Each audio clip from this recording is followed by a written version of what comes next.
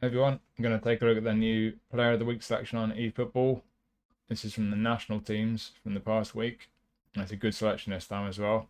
As always, I'll put timestamps in the description, so if there's a particular player you want to hear about, just go to the description and you can just click to go straight to that player. So let's have a look at who we've got. Start with the lowest rated, just one 4-star this time. It's Joe Rodon. As you'd expect from a 4-star centre back and player of the week, he has weaknesses. He does have some strengths, defensive awareness and tackling are good there. Not the most aggressive, might not be a problem for some people, but then the real issue there, defensive engagement 72, you're going to notice that.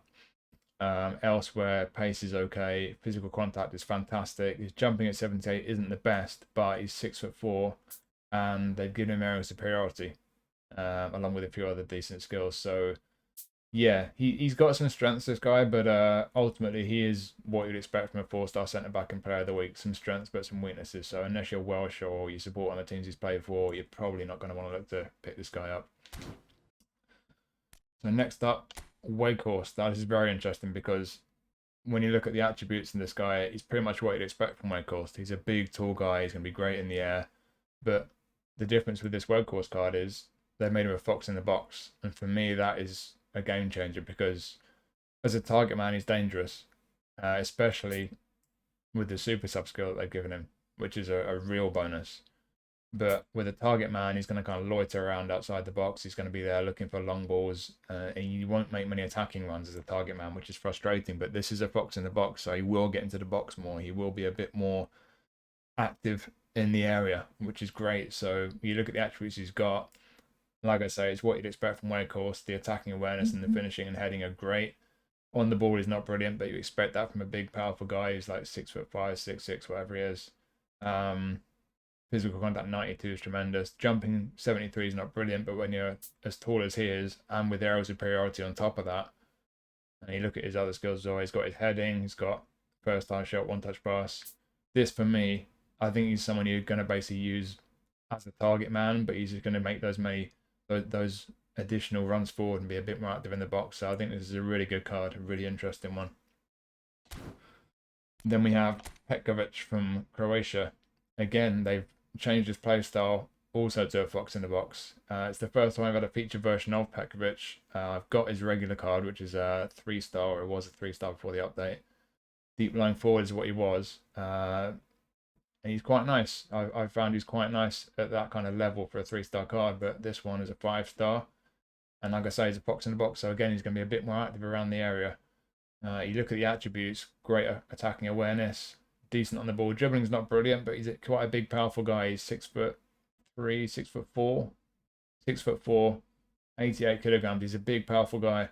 Physical contact high as well, as you'd expect. But again, when you're a big, powerful guy, as you'd expect, the pace isn't brilliant, the balance isn't brilliant, but passing for a striker is pretty decent. Finishing and heading are pretty decent. Inconsistent form is not ideal. That's something to keep an eye on. And then we have a look at his skill set here. First time shot, acrobatic finishing, what you'd expect from a striker. Got some other decent skills, attacking skills. Aerial superiority, which for a big, powerful guy is great. But bear in mind, he doesn't have the heading skill. So even though his heading's decent at 83, and as a big, powerful guy with aerial superiority, he will get his head on a lot of aerial balls and crosses into the box, but his heading's not brilliant. So just be careful not to put too much on his headers, because without the heading skill, his headers might be going over the bar. So just be careful with that. But yeah, this is an interesting one. I think a lot of people might like this guy. Then we have Navas, our goalkeeper. This is a really interesting keeper, actually, because the first thing you notice, awareness 90, reflexes 94. That's great. And he doesn't have a real weakness elsewhere. The catching and parrying for a keeper, I always say this, a lot of 5-star keepers are lacking in one or two of these areas, catching and parrying. But he's in the 80s in both. The obvious area where he's not quite so strong, his reach at 80, his jumping 77. He's 6'1", so he's not short for a keeper, but he's not the tallest either. So that jumping being below 80 and the reach at 80, that's probably, you might notice that. So it's something to keep an eye on. It's a bit of a shame, but he is fantastic with the awareness and reflexes. So he looks like he could be a really, really great shot stopper. Low punt, long throw, penalty saver. Yeah. Like I say, you might notice the reach, but for the shot stopping with the nightfall reflexes, I think that's a pretty good keeper. I'd be quite happy if I get this guy. Then we have Hojbjerg, Anchorman. So normally he's a box to box. They made him an Anchorman, and he's pretty good. The one real weakness with Hojbjerg is his defensive awareness. For a 5-star defensive midfielder, you want that to be 80 plus, really. 77 is not the best, but elsewhere defensively he's good. Down the left, he's all right on the ball. His passing's really good. Down the right, sadly a bit lacking in pace. Physically strong, stamina's great, but yeah, it's just the pace and mobility, and the fact that his defensive awareness isn't so great. You just might find he's a little bit slow to react and in his own half, so that could be a frustration. But outside of that, he's a pretty good, strong defensive midfielder with the anchorman playstyle. When you look at his skill set as well, one touch pass, through passing, weighted pass, low lofted pass, with 88 for low pass, he should have great passing, and then interception and blocker. Those two key skills for a defensive midfielder. He could actually be a pretty good player. It's just like I say, that slight lack of responsiveness and pace in his own half could be something you notice. That's a bit of a weakness for me, but maybe I'm being a bit harsh because elsewhere he does have a lot of strengths. So that's on the whole, I think that's a fairly good defensive midfielder. And then we have Kyle Walker. I think a lot of people will be interested in this, and I think it's obvious why. 98 for speed. That is absolutely lightning pace. A stamina of 94 as well to go with it. So yeah, one of the quickest fullbacks in the game, if not the quickest. That's crazy pace. Maybe I'm being harsh, but when I look down here in the middle, defensive engagement's good at 84, but he is below 80 for the rest, so he's not going to be one of the best fullbacks in the game all round. You know, that pace, sure, he's going to be one of the quickest, but he is going to be a bit lacking with the defensives. And then you look down the left-hand side, he's not great on the ball. Passing's not brilliant. It could be worse, but certainly looking on the ball there, the control and the dribbling, and the fact that his balance is 68, you could find him a little bit awkward, a little bit, not the most maneuverable. So that's something to keep in mind. So sure, that pace is crazy. It's going to get a lot of people interested, but just keep in mind the maneuverability and the fact that defensively he's not brilliant. Although he does have a pretty good selection of skills, I think the one thing you'd want to add to that, obviously you can't add skills to a player of the week, but the one he's really missing defensively is blocker. If he had blocker, that would really be a complete set because he's got some great skills there. But yeah, like I say, defensively could be better technically, and with his balance, his kind of mobility and maneuverability, he's not perfect, but that pace will get him out of jail. It's crazy pace. If you just want a fullback who's going to block off the likes of Mbappe, your opponent's got a pacey player playing wide left, this guy could be really, really effective for you. And then we have another Romero card. I've had a few featured Romeros in recent months. Solid centre-back, really. I would like his defensive engagement to be a bit higher, 83. It's not bad, but you look at his other defensives, 88, 91, 93. It's a shame that one's a bit lower, but that's kind of nitpicking a bit. His pace is okay for a centre-back. He's physically quite strong. Stamina's good for a centre-back. The skill set is excellent. I think that's pretty much everything you'd want for a centre-back. I don't think he's lacking anything with the skill set. So, yeah, maybe nitpicking a bit with the defensive engagement not being a bit higher, but this is a really good, solid centre-back for me. Then we have Zinchenko. This is a good card, Zinchenko. They made him a box-to-box. He's usually, I think, a fullback finisher, left-back, but they made him a box-to-box.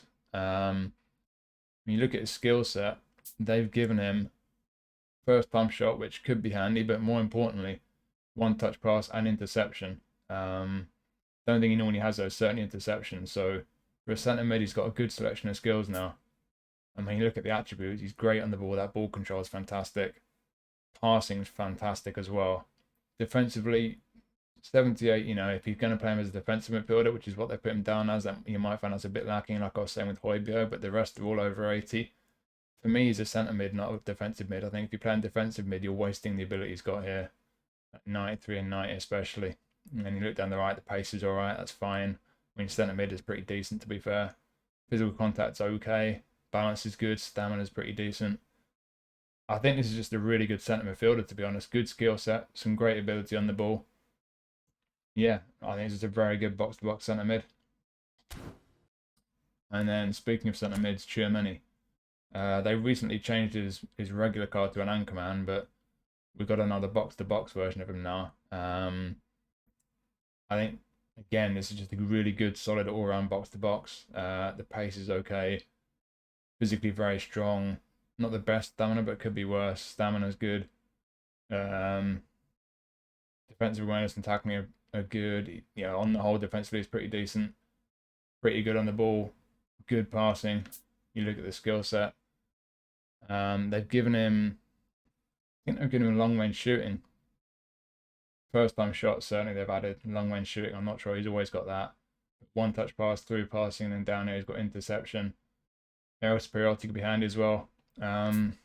Yeah, like I say, there's nothing really that stands out about this card. It's just a really good, solid centre midfield, and with him being a box to box now, compared to the fact that his base card's been changed to an Anchorman, this might be one of the last chances you get to sign a box to box version of Tchouameni as well. So something to keep in mind there. But yeah, another really good all round box to box centre mid, really. Then Valverde, another box to box centre mid, and another very good one. This is tremendous, actually. On the ball, he's great. Passing's good. Again, defensively, you know, a bit of a mix, but on the whole, pretty decent. But the pace is good. He's got really good pace for a centre midfielder. Great kicking power, and that'll go well with his long range shooting. Balance isn't the best. That's the one weakness, really, with Valverde. I'd like it to be a bit higher. Physical contact's okay, though. Stamina, pretty good. You look at the skill set with Valverde. What have they added? I think, has he normally got weighted pass? It might be weighted pass they've added. An outside curler as well. But he's like his other versions, one touch pass and through passing, important skills, good interception and fighting spirit down there. And like I say, long range shooting with that really good kicking power. This guy could have a potent long range shot on him. Finishing at 75 is okay, so yeah, could have a great shot on him, good passing, good pretty much all around. Like I say, the balance could be a bit better, but he's got very good pace for a centre midfielder. He can play wide right, but I think that's a bit of a waste. I don't think that's really where he's best, but he could do a job there, to be fair. The pace is pretty good. Lofty pass 85, yeah, maybe he could play wide right. But as a box to box, certainly, it's a very good card. And then finally, we've got another Neymar. And this one is a whole player. So they made him a whole player this time.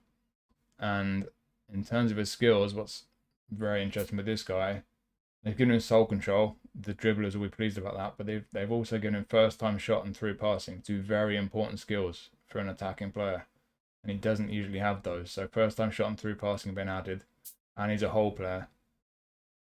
What you'd expect from his attributes, really, he's just tremendous on the ball, very good passing. I'm not sure his passing is always that good, to be honest.